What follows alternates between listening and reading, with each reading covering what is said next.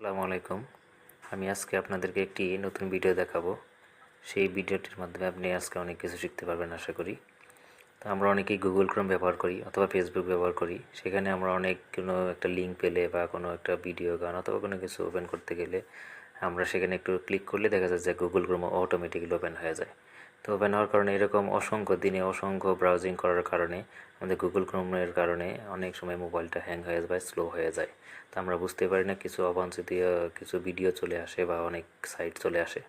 সেইগুলো থেকে আমরা মাঝে মধ্যেই ফোন থেকে যদি আমরা গুগল ক্রোমের সেই ব্রাউজিং ডাটাগুলো ক্লিয়ার করে রাখতে পারি, তাহলে আমাদের ফোনটি হ্যাংও হবে না, দেন হলে আমাদের ফোনটিও ভালো থাকবে এবং অবাঞ্ছিত কিছু ভিডিও এখানে আসবে না।